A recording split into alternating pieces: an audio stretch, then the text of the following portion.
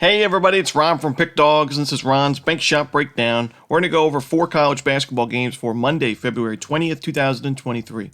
Now, if you like what you see, make sure to give this video a big thumbs up and subscribe to our channel. Don't forget to put your college basketball picks in the comments section below. And if you're looking for my best bets, including my $15 Bank Shot best bet, you can find those at the Premium Picks tab at pickdawgz.com. Alrighty, let's get into it. Here are the games for Monday in college hoops. First up, we go to the Big 12 as Oklahoma State takes on West Virginia. This one's going to be a 7 o'clock Eastern start time. It's going to be on ESPN2. I'm a little bit worried about this Oklahoma State defense. It's now back-to-back games where their defense has just really been exposed. Against Kansas back on Valentine's Day, it was an 87 points allowed to Kansas at home and an 11-point loss. And then last time out against TCU, on the road, sure, but you give up 100 points. I don't care if you're at home, on the road, anywhere. You can't give up triple digits in college basketball to any team. And, in that game, sure, TCU shot 53% from 3 in that one, but they only made 8 3-pointers. It's not like they were just lighting it up from the perimeter. Most of their scoring was inside, where they were 31 of 42 from 2-point range, 73.8%. So TCU just exposed one of the best defenses in the country. And now, you're an Oklahoma State team. If your defense is not playing well, I don't think you're going to get good results because your offense is not good enough to bail you out. This is an Oklahoma State offense that's ranked outside the top 100 in adjusted offensive efficiency. They've had really big issues turning the ball over this season, ranked 320th in turnover percentage on offense.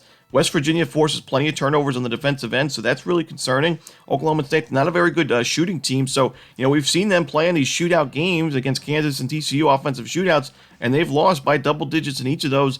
I worry about that now on the road against a West Virginia team. It's desperate for a win. They're on a 3-game losing streak. 2 of those losses, explainable. You lost 2 games on the road to Texas and Baylor. It's going to happen. The last game was a frustrating one probably for West Virginia. You lose to Texas Tech, who's having a down year. You lose to them at home, which, it's not easy playing Texas Tech at Lubbock.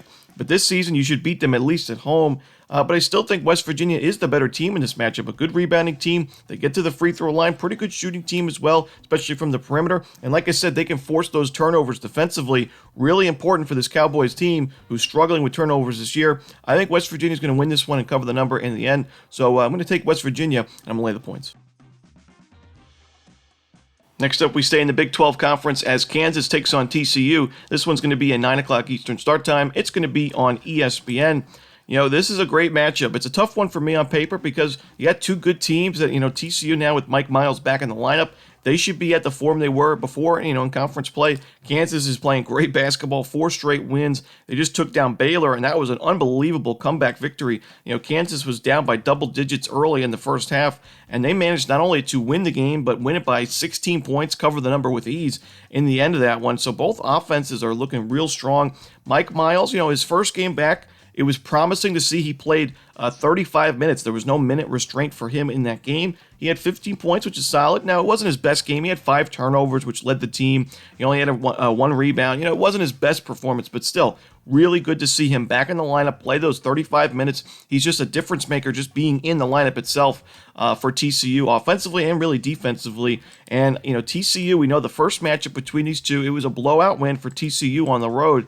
83-60 was the final score. So we know Kansas is looking for that revenge win, but I just don't think they get it. I think TCU is a really good matchup for Kansas. Both of these teams are very good teams. There's no doubting that. Shot quality-wise, very, very similar teams. TCU's down in the rankings because they went on that losing streak without Mike Miles, but with him back in the lineup, I think TCU is just as good as it was before. And do I think TCU is going to beat Kansas by 23 points again in this matchup? No. I think Kansas is going to be a lot more competitive in this game. I think this one's going to go down to the wire, but if I had to pick a side, I would take TCU. I'm going to take them on the money line here. I think they sweep the season series. Next up, we go to the Big West Conference as UC Irvine takes on Cal Poly. This one's going to be 10 o'clock Eastern. It's going to be on ESPN+. Now, I will say I do think this is more of a play on Cal Poly than it is against UC Irvine, but I still think UC Irvine is a tad overrated or a little bit overvalued, I would say, in this matchup. They're on a 4-game win streak. They beat Cal Poly in the first meeting already. So, I do think that there's a little bit of value fading UC Irvine in this matchup, but I also think Cal Poly on the other side, they're on a big-time losing streak. They've been one of the weaker teams in the conference. There's no doubting that. 7-21 overall. They had a pretty good non-conference schedule. They took down some tough teams like Cal Baptist and Pacific, but they've struggled in the Big West. But at home here, I think Cal Poly's defense is good enough to not only slow this game down, but also keep points off the board to keep this game within the number and keep it reasonable. I think it's going to be a competitive game. Cal Poly, I really like the fact that they're a good defensive rebounding team. UC Irvine is a team you do not want to give second chance looks. A very good three-point shooting team, 24th in the country. If you're giving them second chances and third chances on the offensive end, taking these wide open jumpers from the perimeter, you're going to get killed. But Cal Poly, a good defensive rebounding team, so they should limit to one shot per trip. They also force a good amount of turnovers. I think the defense is going to be competitive enough. I also think the offense, as of late, has looked a little bit better than what we saw at the beginning of conference play, where they were struggling to really crack 60 points in most of those games. I think Cal Poly does enough in this game to cover the number at home. UC Irvine wins. I think Cal Poly covers. So give me the points here with the Mustangs. And the final game we're going to talk about for Monday's card in college basketball, it's going to be in the ACC as Louisville takes on Duke. This one's going to be 7 o'clock Eastern. It's going to be on ESPN. Now, I bet before the season when we saw this game on the schedule, a late February Monday night game on ESPN between Louisville and Duke, we thought maybe it's going to be a pretty good game.